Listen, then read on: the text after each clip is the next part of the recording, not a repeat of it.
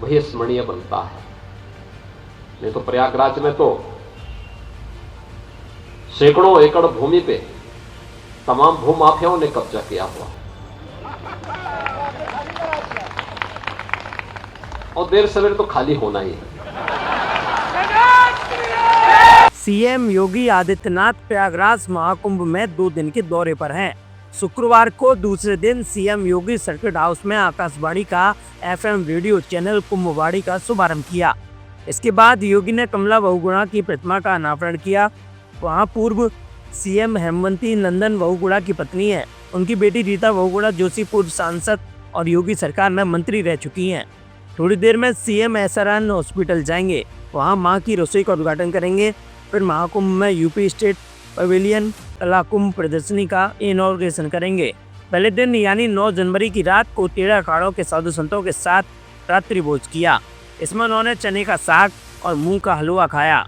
वहीं डिनर के बाद सीएम ने साधु संतों का शॉल उड़ाकर स्वागत किया। सीएम योगी आदित्यनाथ ने कहा, लोक परंपरा और लोक संस्कृति को आम जन तक पहुंचाने के लिए हमारे पास जो सबसे पहले माध्यम था वो आकाशवाणी ही था। मुझे याद है कि बचपन में हम आकाशवाणी से रामचरितमानस की पंक्तियों को बड़े ध्यान से सुना करते थे। समय के अनुरूप तकनीक बढ़ी और लोगों ने विजुअल माध्यम से ही दूरदर्शन के माध्यम से सचित्र उन दृश्यों को देखना प्रारंभ किया। बाद में निजी क्षेत्र के भी कई चैनल आए, लेकिन समय की इस प्रतिस्पर्धा के अनुरूप खुद को तैयार करना और दूर दराज के क्षेत्रों में जहां पर कनेक्टिविटी के इशू होते हैं वहां पर बहुत सारी चुनौतियों को ध्यान में रखते हुए प्रसार भारती के एफएम चैनल ने 2013, 2019 और अब 2025 में भी कुंभवाणी के नाम पर इस विशेष एफएम चैनल शुरू किया है। श्रीमती कमला बहुगुणा जी की इस भव्य और दिव्य प्रतिमा के अनावरण कार्यक्रम में आज यहां पर उपस्थित प्रदेश सरकार में मंत्रिमंडल के मेरे वरिष्ठ सहयोगीगण, उप मुख्यमंत्री द्वय श्री केशव प्रसाद मौर्य जी, श्री ब्रजेश पाठक जी, पूर्व मुख्यमंत्री उत्तराखंड और पूर्व न्यायमूर्ति सम्मान्य श्री विजय बहुगुणा जी,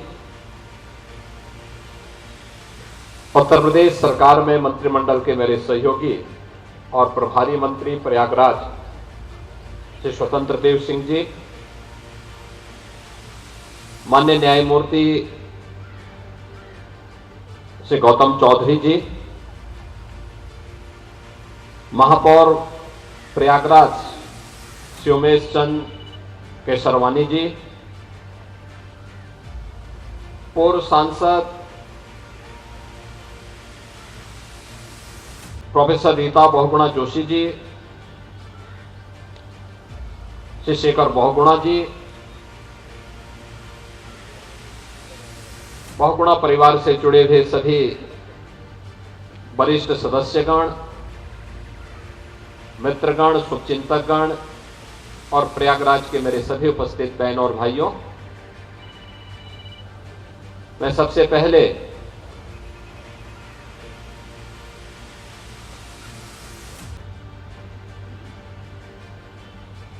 श्रीमती कमला बहुगुणा जी को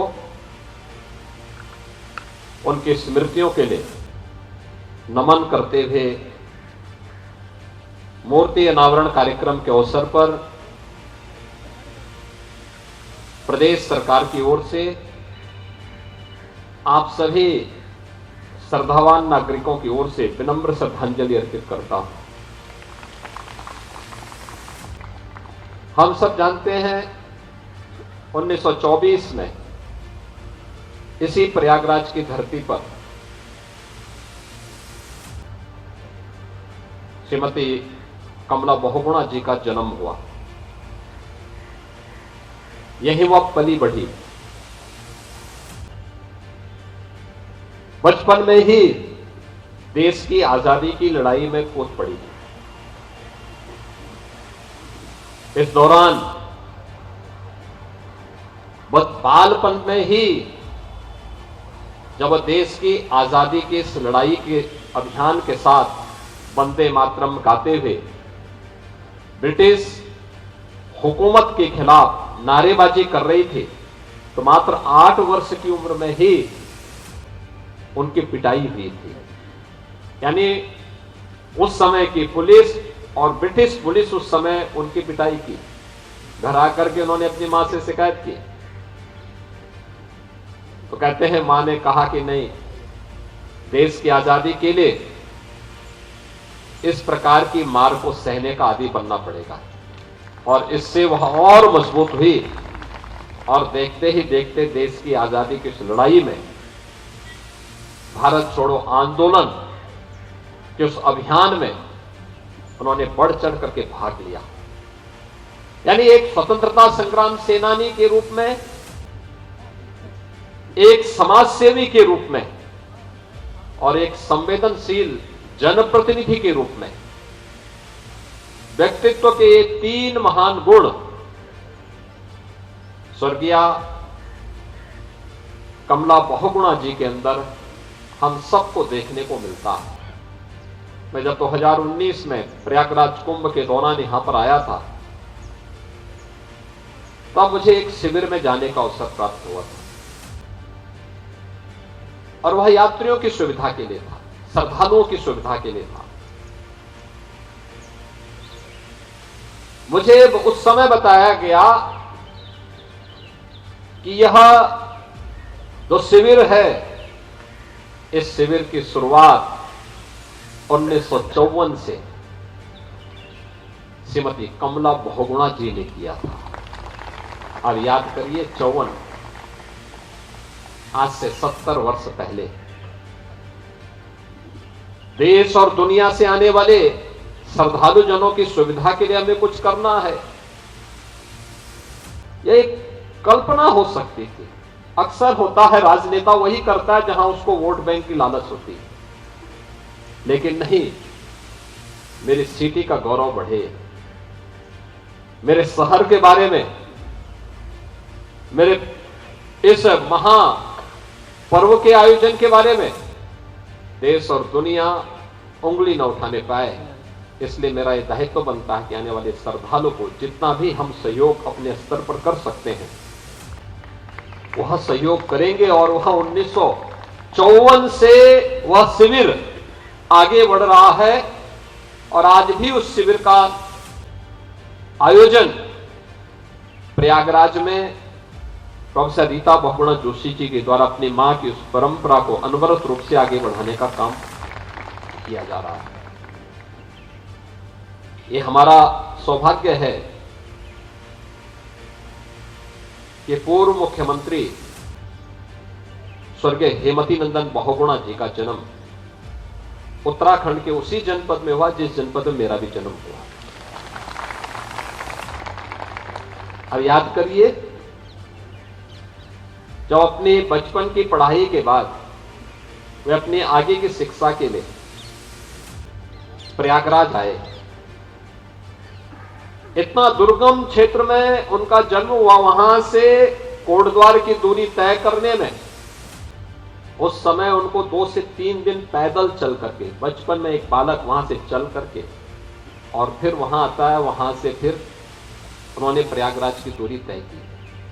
और प्रयागराज की दूरी तय करते हुए प्रयागराज में न केवल उच्च शिक्षा अर्जित की, बल्कि देश की आजादी के आंदोलन में बढ़ चढ़ करके भाग लेकर के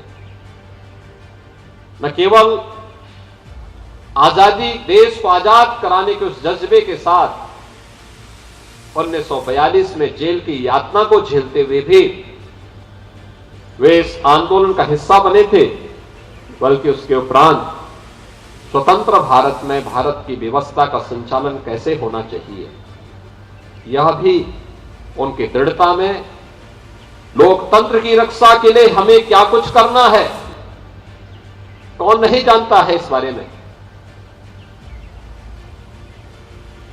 कि बहुगुणा जी तो उस समय मुख्यमंत्री थे, लेकिन उन्होंने सत्ता छोड़ी थी।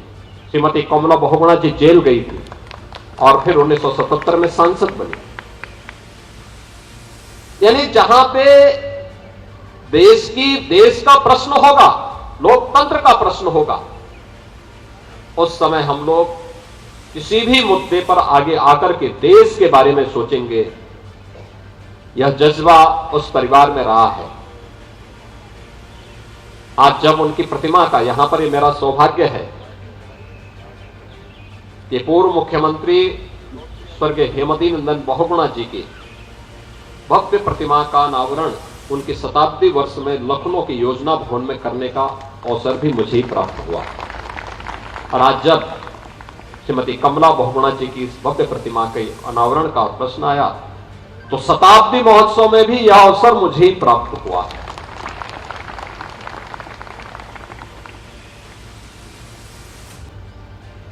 आज जो कुछ भी हम लोग देख रहे हैं,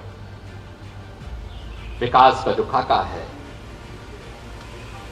नए उत्तर प्रदेश का दर्शन कर रहे हैं आदरणीय प्रधानमंत्री जी के मार्गदर्शन में, उनके नेतृत्व में। इसकी नींव हमारे इन सभी महान नेताओं ने उस समय रख दी थी जब संसाधन नहीं थे, साधन नहीं हुआ करते थे, उस समय रखी थी। वही परंपरा आगे बढ़ रही है। और यहां पर ठीक बोल रही थी प्रोफेसर रीता बहुगुणा जोशी जी कि हम इस होटल के पास ही जो घर थे उस घर में रहा करते थे। उनके कहने का पीछे का उद्देश्य ये भी था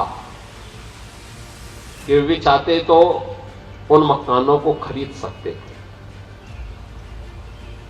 परिवार प्रतिष्ठित परिवार था। प्रदेश के मुख्यमंत्री के रूप में, केंद्रीय मंत्री के रूप में, शासन के विभिन्न महत्वपूर्ण दायित्वों का निर्वहन करने के बाद भी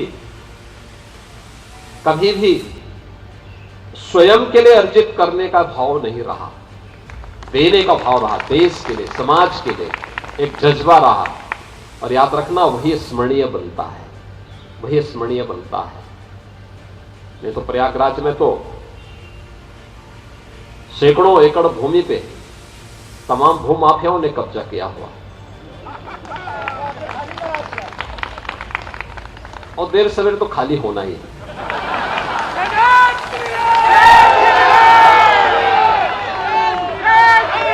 लेकिन ये भाव अगर हर नागरिक के मन में आ जाए कि नहीं, मुझे देश के बारे में सोचना है, तो बहनों और भाइयों, मैं इस बारे में आपको कह सकता हूं कि प्रयागराज आज जैसे दुनिया के अंदर गूंज रहा है। तो जब बहुगुणा जी विदेश में थे, वे आए यहां पर विशेष रूप से अपनी माता जी की मूर्ति के अनावरण के कार्यक्रम में। उन्होंने बताया दुनिया क्या सोच रही है। हर एक, यानी जो भाव एक वर्ष पहले अयोध्या के लिए था, आज वो प्रयागराज के लिए है। हर दृष्टि प्रयागराज की ओर देख रही है। हर एक की आत्मा इस समय प्रयागराज की तरफ है। और प्रयागराज के महाकुंभ के बारे में तो कहा जाता है कि मनुष्य तो आएंगे ही दुनिया के, लेकिन मनुष्यतर जीव भी और तमाम उन योनियों में जन्म लेने वाले, वहां पर रहने वाले देव योनि की जुड़ी हुई आत्माएं भी इस अवसर पर प्रयागराज कुंभ को का साक्षी बनने वाली है। इसलिए प्रयागराज को उस भव्य रूप में प्रस्तुत करना, प्रयागराज को उस दिव्य रूप में रखना, स्वच्छ प्रयागराज की परिकल्पना को साकार करना, प्रयागराज को इस ऐतिहासिक अवसर पर उसी भव्यता के साथ प्रस्तुत करने में हम सब सफल होंगे। मैं एक बार फिर से यहां पर उत्तराखंड से आए हुए पूर्व सीएम श्री विजय बहुगुणा जी का, उनके परिवार के सभी सदस्यों का, बहुगुणा परिवार का हृदय से अभिनंदन करता हूं। मैं धन्यवाद देना चाहूंगा प्रोफेसर रीता बहुगुणा जोशी जी को, जिन्होंने अपने माता और अपने पिता दोनों की स्मृतियों को बनाए रखने के लिए वे निरंतर प्रयास करते रहे और उनके पथ का अनुसरण करके उन्होंने कार्य किया है। आज वह चीज यहां पर जब भी कोई देखेगा, जाएगा, अवश्य उनकी सेवाओं का स्मरण वह जरूर कर पाएगा। याद रखना, समाज वही आगे बढ़ता है जो अपने पूर्वजों का स्मरण करता है, उनके प्रति कृतज्ञता ज्ञापित करता है। यह अवसर हमारे लिए कृतज्ञता ज्ञापित करने का अवसर है, जिन्होंने देश की आजादी के लिए एक समाज सेवी के रूप में, एक संवेदनशील जनप्रतिनिधि के रूप में जो सेवाएं समाज के लिए दी हैं, उसके प्रति कृतज्ञता ज्ञापित करने का एक अवसर भी यहां पर है। मुझे पूरा विश्वास है कि हमारा प्रयागराज उन भावनाओं का प्रतिनिधित्व सदैव करेगा। आप सबको मैं एक बार फिर से स्वर्गीय कमला बहुगुणा जी की स्मृतियों को नमन करते हुए विनम्र श्रद्धांजलि अर्पित करता हूं। महाकुंभ की आप सबको शुभकामनाएं देता हूं। धन्यवाद। जय हिंद। हमारी सभी छोटी बड़ी खबरें सबसे पहले देखने के लिए हमारे चैनल पर लाइक, शेयर, सब्सक्राइब करें। एएनसी न्यूज अपना न्यूज चैनल सभी खबरें दिखाने के लिए प्रतिबद्ध है और सबसे पहले आपको दिखाएगा।